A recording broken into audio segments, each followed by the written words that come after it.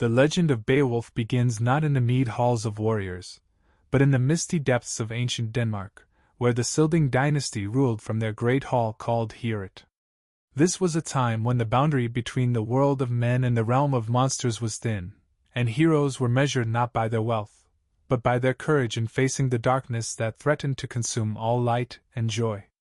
King Hrothgar, descendant of the legendary Scyld Sifing, had built Heorot as a symbol of his power and generosity. The hall rose high above the Danish landscape, its golden roof gleaming in the sunlight, its walls echoing with the songs of poets and the laughter of warriors. For 12 winters, Heorot had been the center of Danish civilization, a place where heroes gathered to share their stories and earn their place in the eternal songs of memory. But darkness had found its way to this beacon of human achievement. From the murky depths of the fens and marshes that surrounded the Danish lands came a creature born of shadow and malice. Grendel, whose name meant destroyer, was a descendant of Cain, marked by God's curse and driven by an insatiable hatred for human joy and fellowship. This monster, standing taller than any man and possessing strength that could crush iron, had made Heorot his hunting ground. Night after night, when the warriors lay sleeping after their feasts and celebrations, Grendel would emerge from his lair beneath the dark waters. His approach was silent as death itself, his form a shadow among shadows, until he reached the doors of Heorot. There, with claws that could rend mail and flesh alike, he would break through the barriers that men had built and fall upon the sleeping warriors.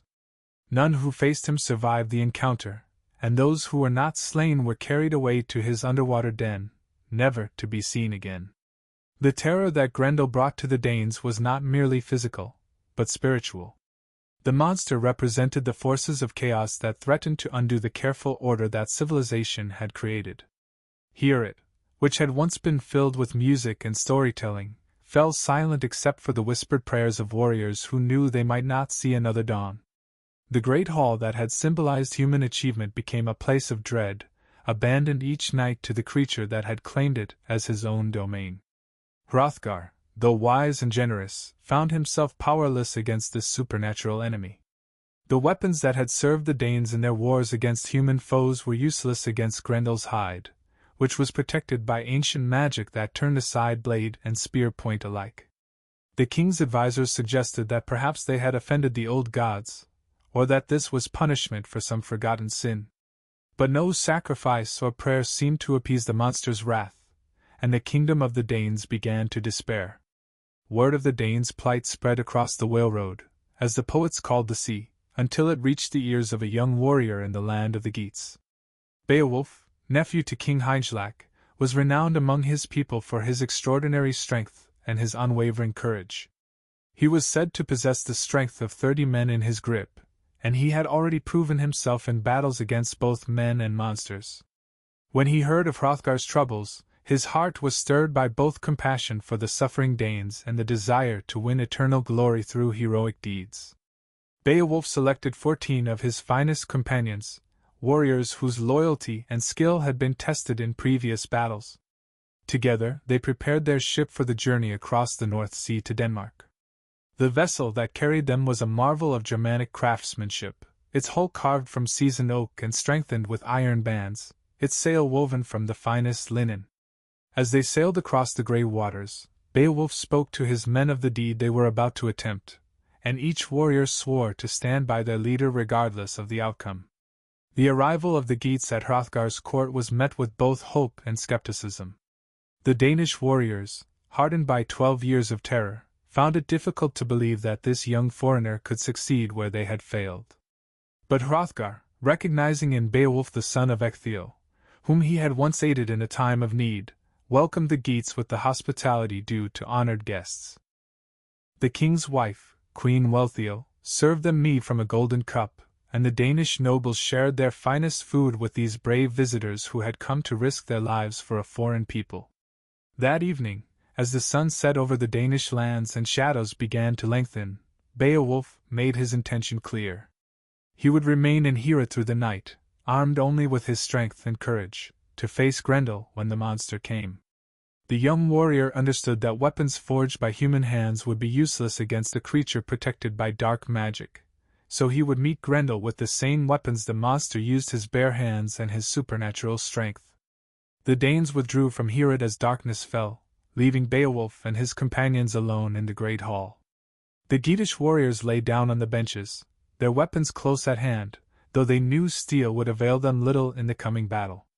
Beowulf removed his armor and set aside his sword, trusting in the judgment of the Almighty and his own strength to see him through the trial ahead. The hall fell silent except for the sound of breathing and the distant whisper of wine through the eaves. From the misty moors and fog-shrouded fens, Grendel came stalking through the night. His approach was detected first by the supernatural senses that warned of evil's presence, a chill that seemed to seep into the very bones of those who waited. The monster's eyes blazed with unholy fire as he beheld Heorot, knowing that within its walls waited fresh victims for his terrible hunger. With a sound like the cracking of great trees, Grendel tore open the reinforced doors of the hall and stepped into the space that had been forbidden to him for so long. The first of Beowulf's companions to encounter the monster had no chance to cry out before Grendel's claws tore him apart. The creature devoured the warrior completely, drinking his blood and crushing his bones with teeth like iron spikes. But as Grendel reached for his second victim, his claw met not yielding flesh, but a grip stronger than any he had ever encountered. Beowulf had seized the monster's arm with such force that Grendel, for the first time in his long existence, knew fear. The battle that followed shook the very foundations of Heorot. The two supernatural beings, each possessed of strength beyond mortal understanding, grappled with such violence that the great hall groaned and swayed like a ship in a storm. The iron bands that reinforced the walls began to snap, and the golden decorations fell from the walls as Beowulf and Grendel crashed back and forth across the hall. The monster, desperate to escape this unexpected opposition, strained with all his might to break free from the Geats' grip, but found himself held as if by iron shackles. The other Geatish warriors, seeing their lord locked in mortal combat, drew their swords and struck at Grendel with all their might. But as they had been warned, their blades could not penetrate the monster's hide, protected as it was by ancient curses and dark magic. Only Beowulf's supernatural strength could match the creature's power, and slowly, inexorably, the hero began to gain the advantage in their struggle. With a sound like the rending of the earth itself, Beowulf tore Grendel's arm from his shoulder, sinew and bone parting under the tremendous force of the hero's grip. The monster, mortally wounded and howling in agony, broke free from the hall and fled across the moors to his underwater lair, leaving a trail of black blood that stained the earth.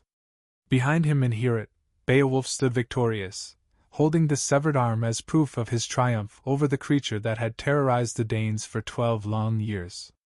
The morning light revealed the extent of the battle's fury, with Heorot damaged but still standing, its walls scarred by the combat but its foundation unshaken.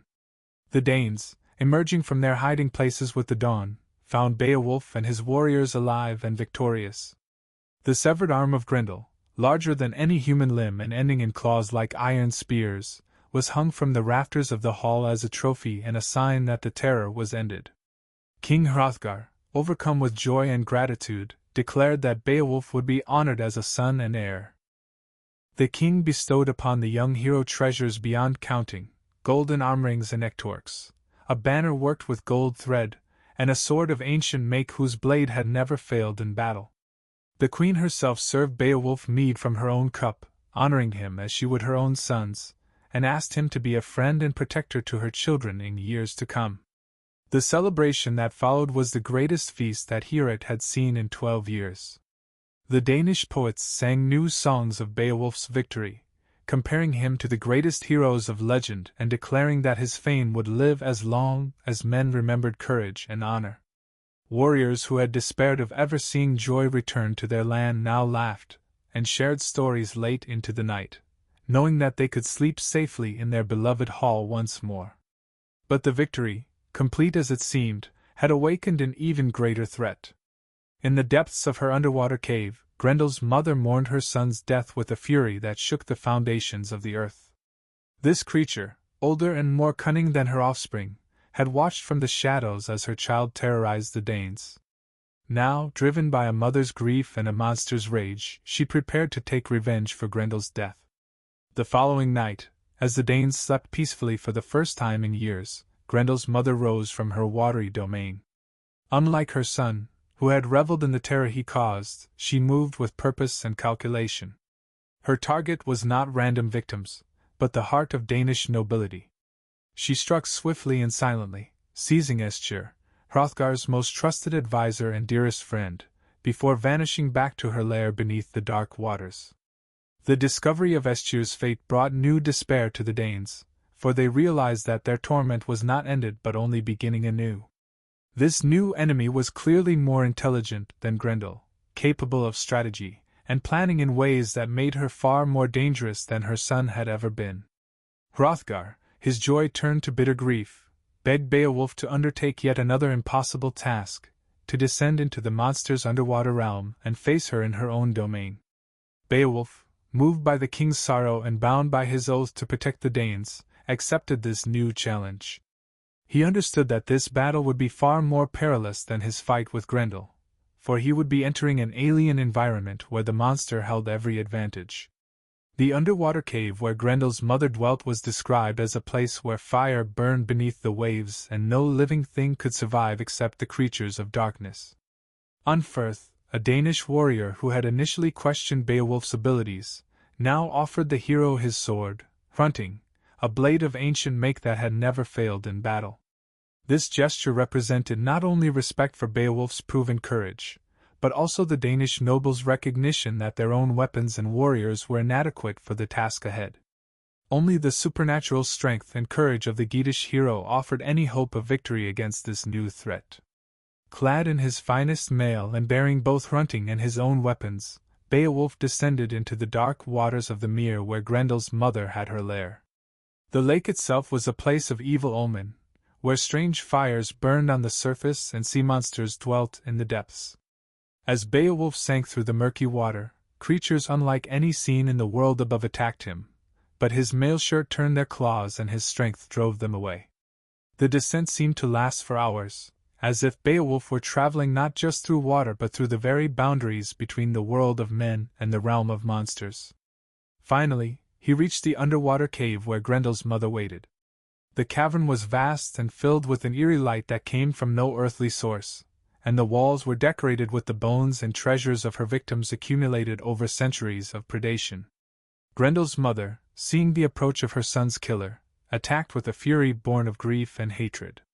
Unlike Grendel, who had relied primarily on brute strength, she was skilled in combat and wielded weapons with deadly precision. Her claws, harder than iron and sharper than any sword, sought vital points in Beowulf's armor, while her supernatural strength matched his own. The battle raged through the underwater cavern, disturbing treasures that had lain undisturbed for generations. Beowulf struck at the monster with Rending, but to his dismay, the famous blade failed to bite into her flesh. The sword that had never failed in battle proved useless against this ancient evil, its edge turned aside by hide tougher than dragon scale. Grendel's mother, sensing her opponent's distress, pressed her attack with renewed vigor, forcing Beowulf back toward the deeper recesses of her lair. In his extremity, Beowulf caught sight of an ancient sword hanging among the treasures on the cavern wall. This weapon was unlike any made by human hands, forged by giants in the early days of the world when such beings walked the earth. The blade was so large that no ordinary man could have lifted it, but Beowulf's supernatural strength enabled him to seize the weapon and turn it against his foe. The giant-forged sword bit deep into Grendel's mother's neck, severing her head with a single mighty blow. As her blood flowed into the water, it was so venomous that the very blade began to dissolve, melting like ice and fire until only the hilt remained in Beowulf's grasp. The death of the monster seemed to purify the underwater realm, and the strange lights that had illuminated the cavern grew brighter, revealing the full extent of the treasure hoard that had been accumulated over centuries. Among the treasures, Beowulf found the body of Grendel, finally dead from the wound that had been inflicted in Heorot. Taking the giant sword's hilt as proof of his victory and Grendel's head as a trophy, the hero began his ascent to the surface. The Danes and Geats who waited by the mere had given him up for dead when they saw his blood rising to the surface. But as the day wore on, Beowulf emerged triumphant from the depths. The return to Heorot was a procession of triumph such as the Danes had never seen. Grendel's head, so large that it took 4 men to carry it, was brought into the hall and displayed before the assembled nobles. The sight of their tormentor finally dead brought tears of joy to eyes that had known only fear for too many years. Hrothgar, overwhelmed by gratitude, embraced Beowulf as a son and declared that the hero's fame would live forever in the songs of men. The feast that celebrated the second victory surpassed even the previous night's celebration. Hrothgar loaded Beowulf with treasures, golden arm rings and neckworks, a magnificent helmet worked with boar images, and horses trained for battle. The poets sang of Beowulf's deeds, comparing him to the greatest heroes of legend and declaring that never had the North Sea brought a greater champion to Danish shores. But even in the midst of celebration, Hrothgar spoke words of wisdom to the young hero. The old king, wise from years of rule and bitter experience, warned Beowulf about the dangers of pride and the transient nature of earthly glory. He told the story of Heorot, a Danish king who had been blessed with strength and fortune but who had fallen into cruelty and greed, becoming a terror to his own people rather than their protector. Beowulf listened respectfully to the old king's counsel, understanding that Hrothgar spoke from love and concern for his future. The hero promised to remember these words and to use his strength in service of his people rather than for personal glory. He assured Hrothgar that if the Danes ever again faced threats beyond their power to handle, they could call upon the Geats for aid, and that aid would never be refused. After receiving Hrothgar's final gifts and blessings, Beowulf and his companions prepared for their return journey to Geatland.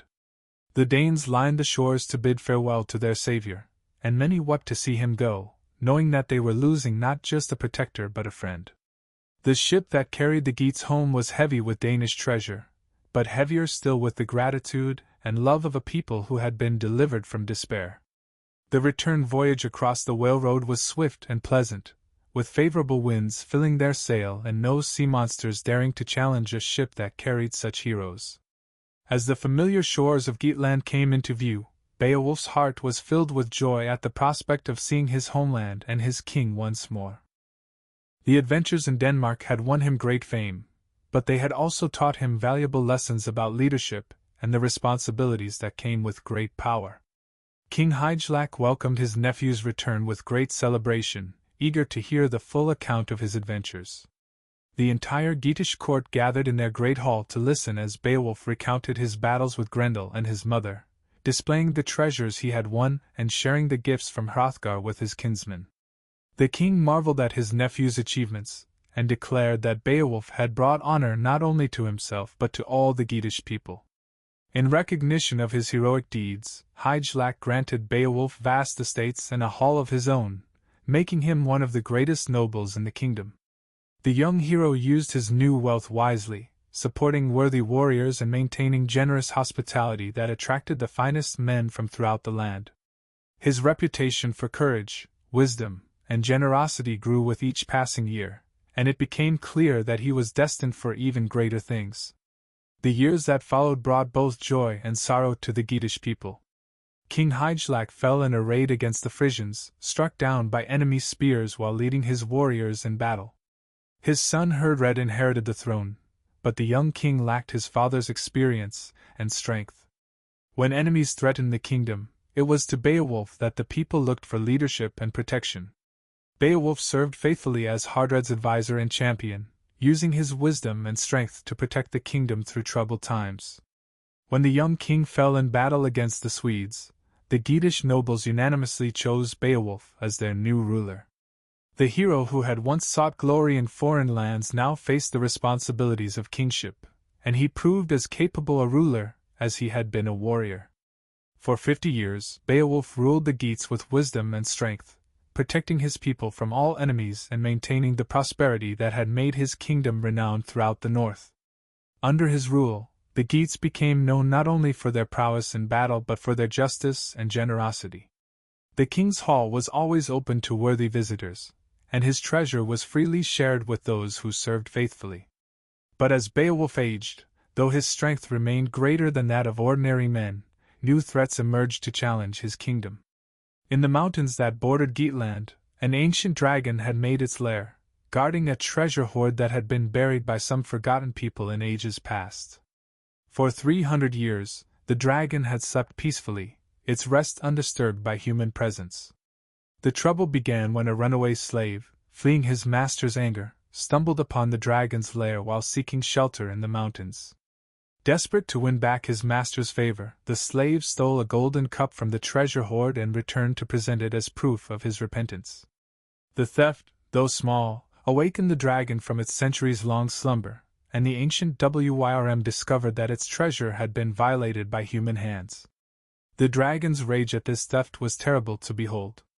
The creature, as large as a longship and covered in scales harder than iron, emerged from its mountain lair breathing fire that could melt stone. Its fury was not directed merely at the thief, but at all humanity, for the dragon viewed the theft as proof that men could not be trusted to respect the ancient treasures that belonged to the age of heroes. Night after night the dragon flew over Geatland, breathing fire that destroyed farms and villages, burning halls and slaying livestock. The terror that had once afflicted the Danes now came to Beowulf's own people, and the king felt the weight of responsibility settle upon his aged shoulders.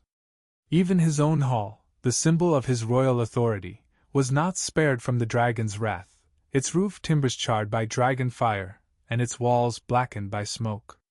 Beowulf, though now an old man of 70 winters, felt his warrior's heart stir at this new challenge. He understood that this would likely be his final battle, for even his supernatural strength had been diminished by age, and the dragon was a foe more terrible than any he had previously faced. Yet he could not abandon his people in their hour of need, nor could he ask another to face a danger that was rightfully his to confront. The king gathered 12 of his most trusted companions, warriors who had served him faithfully throughout his reign and who were willing to follow him even into the dragon's lair. Among them was Wiglaf, a young nobleman whose courage and loyalty reminded Beowulf of his own youth. Together they set out for the mountains, following the trail of destruction that the dragon had left in its wake. As they approached the dragon's lair, Beowulf spoke to his companions of his life and deeds, sharing with them the wisdom he had gained through 50 years of kingship. He told them of his battles in Denmark, of the friends he had lost and the enemies he had defeated, and of his hope that his death, if it came, would be remembered as the final act of a life devoted to protecting his people. The entrance to the dragon's lair was a cave in the mountainside, its mouth blackened by centuries of dragon breath and littered with the bones of those who had dared to disturb the creature's rest. From within the cave came the sound of the dragon's breathing and the occasional glimpse of firelight reflecting off scales and gold. Beowulf, armed with his sword and shield and wearing the finest mail shirt that could be forged, prepared to enter the lair alone. But as the moment of battle approached, the king's companions were overwhelmed by fear of the dragon's terrible power. One by one they fled into the forest, abandoning their lord in his hour of greatest need. Only Wiglaf remained, his loyalty overcoming his terror, prepared to stand by his king regardless of the outcome. Beowulf entered the dragon's cave with a battle cry that echoed through the mountain, challenging the ancient Wyrm to combat. The dragon, roused from its brooding over its treasure, emerged from the depths of the cave with eyes like burning coals and breath like a furnace. The creature was larger and more terrible than any living thing Beowulf had ever faced, its scales glittering like armor, and its claws capable of rending stone. The battle that followed was brief but devastating. Beowulf's sword, though forged by master smiths and proven in many battles, shattered against the dragon's hide like glass against stone. The creature's fire breath, so hot that it could melt iron, scorched the king's body despite his shield and mailshirt. Yet even wounded and weaponless, Beowulf fought on with the courage that had defined his entire life. Seeing his lord overwhelmed by the dragon's power, Wiglaf overcame his fear and rushed to join the battle. His sword found a vulnerable spot beneath the dragon's belly, wounding the creature and allowing Beowulf to draw his war knife and strike the fatal blow. Together, the old king and his faithful companion brought down the ancient terror, but the victory came at a terrible cost. Beowulf, mortally wounded by the dragon's fire and venom, lay dying beside the creature he had slain. With his last breath, he asked Wiglaf to bring him some of the treasure from the hoard, so that he might see what his death had won for his people. The sight of the ancient gold and jewels brought comfort to the dying king, for he knew that his warriors would be well equipped and his people well provided for after his death. The king's final words were instructions for his funeral and his succession. He asked that his body be burned on a pyre built high on a cliff overlooking the sea, so that sailors passing by would remember Beowulf and the courage he had shown in defending his people. He gave Wiglaf his golden necktorks and armor, naming him as heir and successor, and charged him with the task of ruling the Geats with the same wisdom and courage that had characterized his own reign. As Beowulf breathed his last, Wiglaf wept for the passing of the greatest king the Geats had ever known. The young warrior understood that with Beowulf's death, an age of heroes was ending, and that the world would be a darker and more dangerous place without the king's protection. The dragon's treasure, though vast, seemed a poor exchange for the loss of such a leader. The funeral of Beowulf was conducted according to his wishes, with a great pyre built on a high cliff where it could be seen far out to sea. The Geatish people came from throughout the kingdom to pay their respects to their fallen king, and even former enemies sent representatives to honor his memory. The flames that consumed his body burned for days, visible to ships passing far offshore, creating a beacon that would be remembered long after the fire had died. Around the ashes of their king, the Geats built a great barrow, filling it with treasures from the dragon's hoard and weapons worthy of a hero. The mound rose high above the surrounding landscape, a monument to Beowulf's courage and a reminder to future generations of the price of freedom. Upon the barrow they placed a golden standard that would catch the light of the sun and be visible to travelers from great distances. The poet who sang of Beowulf's deeds declared that he was the mildest of men and the gentlest, the kindest to his people and the most eager for fame. These words, seeming contradictory to those who did not understand the heroic ideal, captured the essence of what made Beowulf great. His strength was always used in service of others, his courage was tempered by wisdom, and his desire for glory was inseparable from his love for his people. And so the legend of Beowulf passed into the eternal songs of memory, where heroes live forever in the words of poets, and the hearts of those who hear their stories. In the great hall of eternity, where all brave deeds are remembered and all sacrifices honored, Beowulf took his place among the greatest champions of mankind, his name spoken with reverence by all who value courage over comfort, and duty over life itself. The story reminds us that monsters will always threaten the light of civilization, that darkness will always seek to overcome the halls where men gather in fellowship and joy. But it also teaches us that heroes will always arise to face these challenges, that courage and loyalty and love of one's people can triumph over even the most terrible evils. In every age, when the need is greatest, a Beowulf will step forward to stand between the light and the darkness, to face the monsters that would destroy all that is good and noble in the world.